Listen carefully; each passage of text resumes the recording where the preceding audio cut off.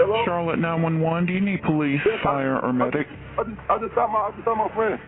You just what? So somebody just shot through the house. Okay, is anybody injured? Sir? Yes, he shot in the head. Somebody shot through the house. Charlotte-Mecklenburg police say 18-year-old Jamie Bright's friend, 17-year-old Jamarion Worthy, fatally shot Bright inside a West Charlotte home. On July 18, 2018, 3 days after Jamie Bright, a popular football player at Harding University High School, was killed, we knew this would be a big turnout, but y'all have showed up and showed out. Judy Williams and volunteers from her homicide support group, Mothers of Murdered Offspring, known as MOMO, hosted their third candlelight vigil for murder victims in Charlotte in 2 weeks. Your mama? Sweetie, how you doing? Hey, you gonna make it through this, you know that, right? They've been doing this for almost every one of Charlotte's 1,100 homicide victims over the last 25 years. Williams launched MOMO following the murder of her goddaughter in 1993. So we're gonna light his candle. After that, we're gonna ask everybody else to light yours. More than 300 people, including friends, family, and teammates, attended Jamie Bright's candlelight vigil. That young man was wonderful. He loved his teammates. He loved his coaches. He loved his family. The young man was full of love. And he was a dog on that football field. He was like a big brother to me. Thank you both. Is there somebody else?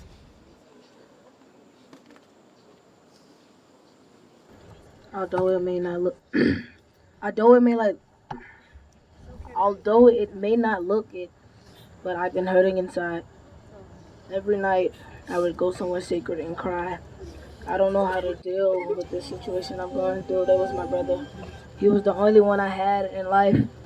I won't get to see him in the future because of guns. That's right. I don't know why it's so easy to get guns these days. They shouldn't be used for violence in the world. They should be used for war. That's right. Tell him. Yeah, tell him. I just wish that the last time I saw him, I didn't argue with him. I argued with him. I didn't even get to say goodbye. I don't know what to feel like. I don't know what to feel right now. I'm lost and confused. I just need help. I just want to say I love my brother. We love you. He loves you. We got you tomorrow for life. Everybody here, I hope you will never forget this service. I hope you'll never forget Jamie. And if you pick up a gun, even in playing or joking around or just whatever, put it down and put it away. They take lives, and you can't get it back. We can't take something even in an accident that we cannot give back. I have often said at candlelight services, we say Black Lives Matter, but I want them to start mattering to us because most of the homicides of Black lives is by Black people. And I would like to see us start to care as much for each other as we expect other people to care. So let's stop this chasing our tail and start loving each other. Good gracious. There's so much more love in this world than there is guns, I hope. Well, we're gonna get ready and release all these balloons. Oh, there's so many different colors, it's beautiful. This one for Jamie. All right, 1, 2, 3.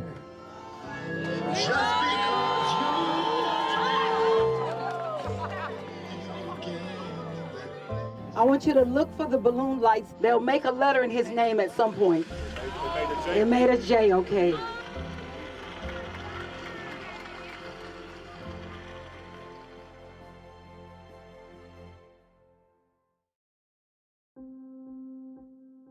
Carson was a bright light. She was fun. She was a fun spirit. She was great at laughing and making people around her happy and feel important. She and I volunteered at the adult education, working with elderly people, teaching them how to read and do math. And I took her on a short-term mission trip to Haiti, and she spent the summer also of 2017 in Africa as a missionary. Carson and I had a unique relationship. We were this perfect mix of mom and daughter and friend and confidant. She was my person and my best friend and vice versa.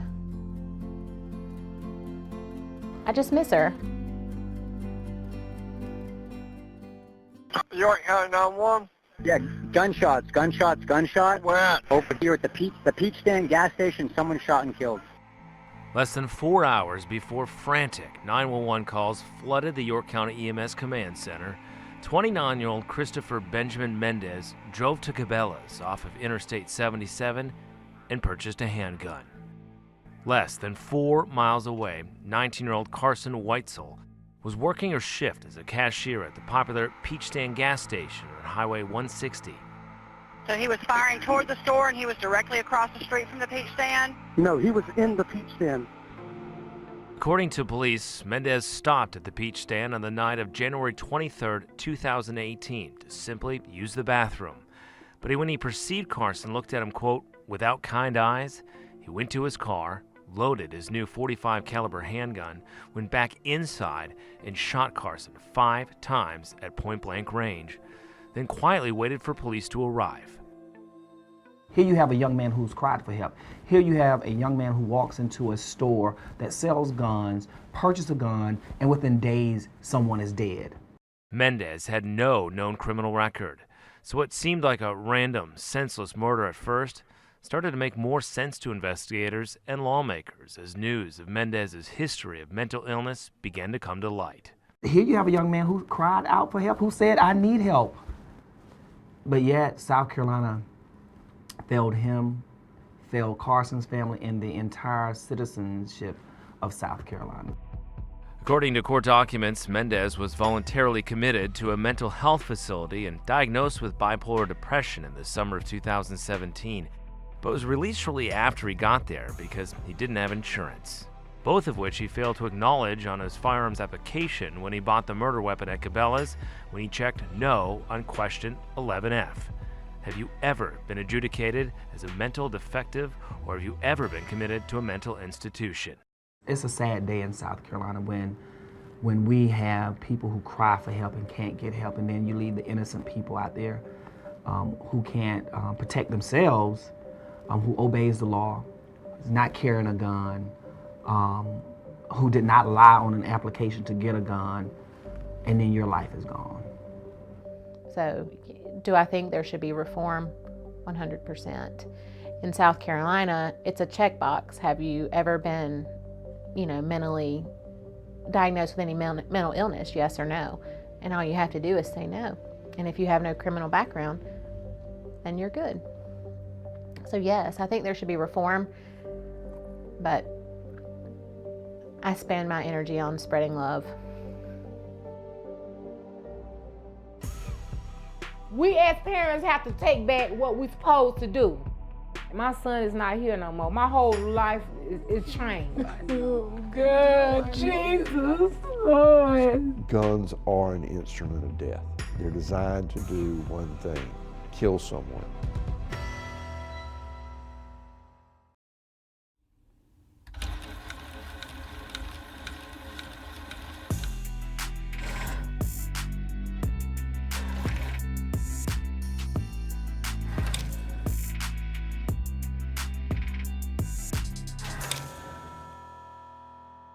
Robeson County has had a long history of deadly gun violence. This county has always been violent. It just has jumped off the pages in the last 20, 30 years. A mixture of swampland and vast defunct farmland, Robeson County sits 100 miles south of Durham at the intersection of I-95 and Highway 74. The rural county has the highest rate of poverty and unemployment in North Carolina. It is the fourth most dangerous county for gun violence per capita in the country. Part of it's the drug issue, part of it's the economy, part of it's the availability of guns. Johnson Britt was born and raised in Robeson County, took over as district attorney in 1994, inheriting a court docket with 81 murder cases awaiting trial, including more than 50 involving guns. Guns are an instrument of death. They're designed to do one thing: kill someone. And guns in the wrong hands end up with bad results. In his 24 years as district attorney of Robeson County, Britt has tried more than 200 murder cases, including more than 140 gun-related killings. But one changed the course of his career. Since Jeremiah Goodson was tragically shot last week, the community of Lumberton has been in mourning. In 2012, 32-year-old master police officer Jeremiah Goodson, a 6-year veteran with the Lumberton Police Department, was gunned down while off duty. It was horrible. He was a cop who was trying to make a difference in the toughest part of this county. And then he gets shot and killed, trying to pick up a guy on an outstanding warrant on his day off. Left his pregnant wife at a store so she wouldn't be in danger, never thinking that he was. I fell in love with Jeremiah when I was 14. I loved him over half my life. So losing him was like pulling the rug from up under me. I was young and had 3 children. She was devastated. He was her world. She said, I want you to promise me one thing. I said, I'll promise you what I can. And she said, I want him dead. And she said, I want him executed. He took the person that I love more than anything else in the world. And I said, that's what I'm going to try to do. But with a backlog of more than 100 murder cases awaiting trial in this crime-ridden county, District Attorney Britt would postpone his retirement for 6 years to try the case, an attempt to make good on his promise to convince a jury that 27-year-old Marquez Brown should get the death penalty for killing Officer Goodson. There's one more case I'm going to try, and that's Jeremiah's case.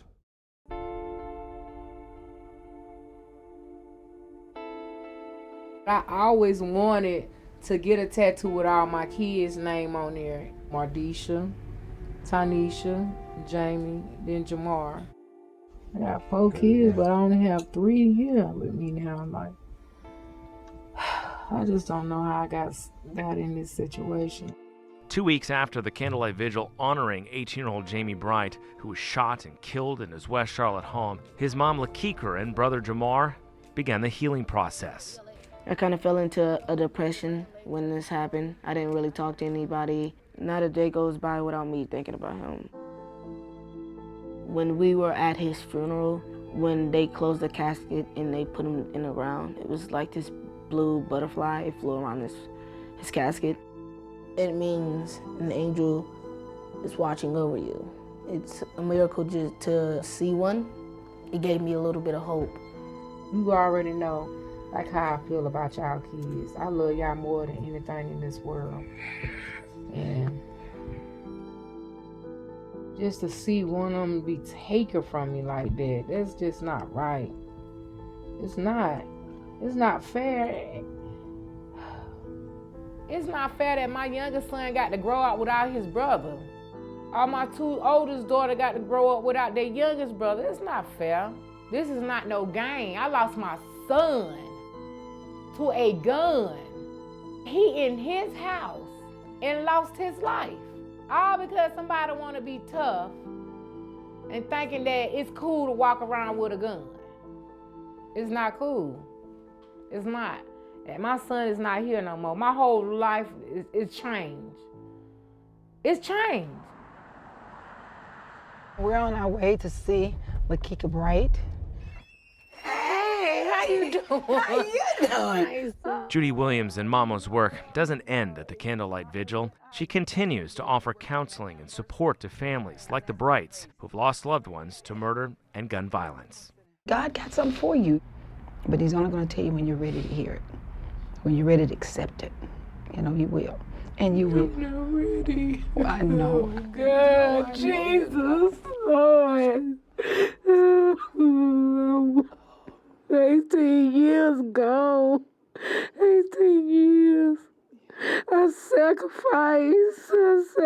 I changed my whole life. And it's not going to be in vain. And it's not going to be in vain. Jesus. I promise you that.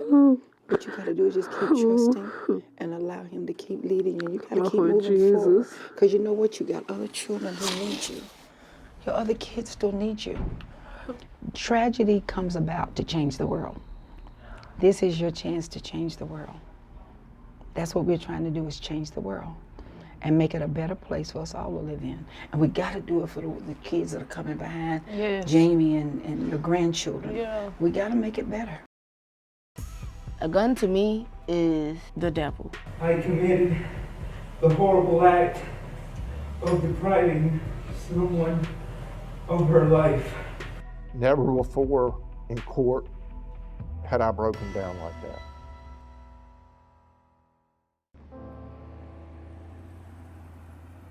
"320 days after he shot and killed Carson Weitzel at the Peach Stand gas station in York County, South Carolina, Christopher Mendez pled guilty to the murder and stood before a judge and Carson's family prior to sentencing to apologize. I don't know if there are words that I could say that could help you. If there are, I don't feel very confident of being sure of what they are. But what I do know is that I wish I hadn't done what I did. I wish I would have had a better mind at the time, and with it have thought of a way to actually try to resolve my personal issues instead of doing what I did. After Mendez finished, Carson's mom, Debbie Harrison, addressed the courtroom. I beg of the court, for Carson's sake, for her family, and for myself, to give Christopher Mendez the same leniency that he showed my daughter. I beg of you not to allow him the opportunity to hurt anyone else in the future. Thank you, Your Honor. Mendez was sentenced to life in prison without parole for the killing he said was, quote, easy to do, leaving lawmakers to wonder, could they have done more to prevent it? Do you think Carson would still be alive if we had stricter gun laws in South Carolina? I would hope so. I would hope that if we had stricter gun laws, and I believe in my heart she would have been, because if we had things in place, he would have never been able to purchase a gun, which would have allowed Carson to be alive. Our laws must change. That is a given.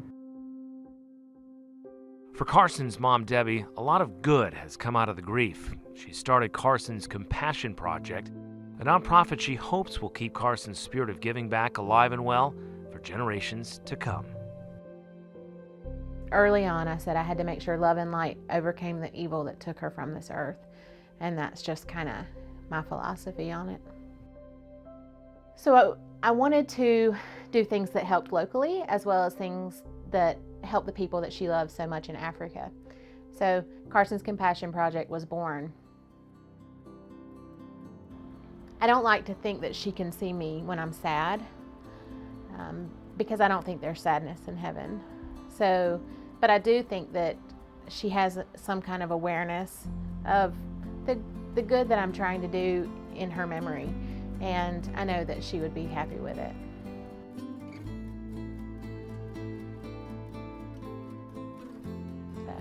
She would be proud of me for just pushing on.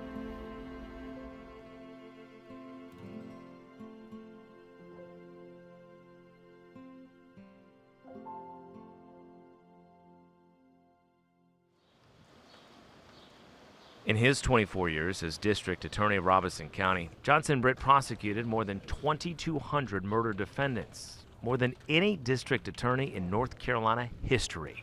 I love trying cases. I love the atmosphere of a courtroom. I love being able to convince people in a particular case. But one case would haunt him and change the way murder cases are handled in the Robeson County court system. 6 years after Lumberton police officer Jeremiah Goodson was shot and killed, 6 years after District Attorney Britt put his retirement on hold to try the case, the capital murder trial of Goodson's alleged killer finally began. Court's back in session. We finally got it into court. Judge finds he's mentally retarded. That takes the death penalty off the table. There was no offer. He could plead and go to prison for life. Marquez Brown was found guilty of second-degree murder. It was not the first-degree murder conviction and death penalty Britt had promised Officer Goodson's widow. I was stunned when the verdict came back. I mean, I just sank. Brown was sentenced to 23 to 30 years in prison. It was all said and done. Lemetria thanked me, and I said, I'm sorry. She said, you don't have anything to be sorry about. I said, yeah, I did. I promised you I was going to do something, and I didn't do it. I'll be forever sorry for that. I did not do my job in terms of getting that conviction and making sure that Marcus Brown never gets out of prison. And that hurts. That death took a toll, and 6 years have been rough. He postponed his retirement just so he could be here. It says a lot about him. He did his best, and we appreciate his work. That's exactly right. You learn. As a result of the Goodson case that took years to bring to trial, District Attorney Britt invented the murder docket. The Superior Court calendar focused exclusively on murder cases, clearing the way for them to come to trial faster, so families like the Goodsons wouldn't have to wait years for closure. Murder docket came about as a result of having this huge backlog and trying to bring some organization to when were we going to try these cases, what needed to be done to get everybody prepared to try these cases. 5 months after the Goodson trial ended and putting the murder docket into place, Britt publicly announced his retirement at an annual ceremony honoring Robeson County murder victims. For those of you who don't know Jeremiah Goodson, he was a police officer here in Lumberton, shot down in cold blood in the parking lot at the Shell station. The most profound victim impact statement I've ever read, I read in the sentencing of that trial. And it was from Jeremiah's 6-year-old daughter, Journey. The letter began, "Dear Mr. Badman, I want to know why you didn't love my daddy. My daddy taught me to love everybody. I wish my daddy was still alive. I want to be a princess when I grow up because my daddy said I was his princess." And as I read that, I cried. Never before in court had I broken down like that. It was that profound. But I also realized at that point that it was time for me to move on. So for the first time in a generation, there will be a new district attorney in Robeson County. I say it's the hardest job in the state, not just in Robeson County, it's the hardest job in the state. But the truth of the matter is I've loved it. I love what I do, but the realization is it's time for me to do something else. But a final surprise goodbye and thank you stopped him in his tracks. Hey. Hey. How are you? How are you? Good to see you. It's good to see you. It was awesome being able to see him on a more positive note. He did his best, and we appreciate his work. And I think Jeremiah is very grateful for that. He's looking now, he's happy. Thank you for reading my letter. Thank you for writing your letter. It's an amazing letter. It's an amazing letter. You loved your daddy, you still do. We all loved him. It was a very, very moving letter. Your daddy would be proud of you. It's okay. You know Daddy's proud, don't you? He watches you every day, right? To the day I take my last breath, I'll always honor him. Thank you. Thank you.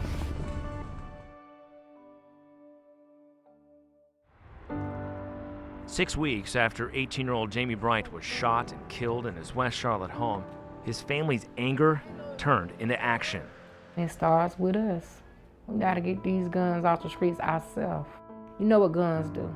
Guns kill. They're made to shoot you and kill you. We can't just watch the news every day and see somebody else's child get killed and say, oh, that's sad, and go to the candlelight and pray for that person. That's not gonna stop it. We got to get out there and get it. We as parents have to take back what we're supposed to do. And that's our responsibility as far as our kids go. And Jamie's younger brother, 14-year-old Jamar Bright, vowed to make it his mission to stop the gun violence in Charlotte by stepping up to be the voice of teens in his community. A gun to me is the devil.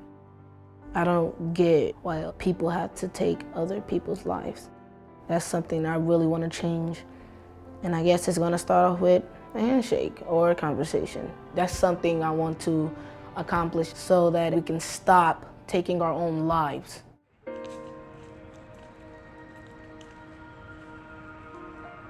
Look at his tree, y'all. Look at Jamie's tree. This is tree. What you put? You print on there? Yeah, we're gonna glue these on here. Mama, you wanna start? Let Mama do it first. What you want me to do? You wanna put his whole name? You the one who named him Jamie. This is for my grandson. It's like when I do something positive for him, I feel so much better. And I know he's somewhere just smiling like, look what they doing for me. Especially got grandma out. Mm-hmm. Baby, this is for your generation that we're gonna have to save. Yep. We're gonna have to start saving y'all. Jamie, you watch over them. Because right now, they need you. Exactly. We need you down here to let them know that your life was not in vain, not in vain. Yes. So that means, little boy, you're gonna have to get out there and start speaking about all these people who are taking lives unnecessarily. Yeah. Because your voice is what's gonna have to be heard. This is y'all life now.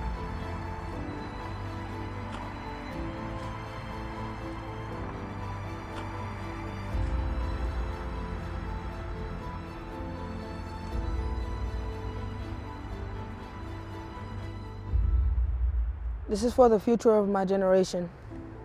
Oh. I love you, son. I loved you. I do. I love you, Jamie.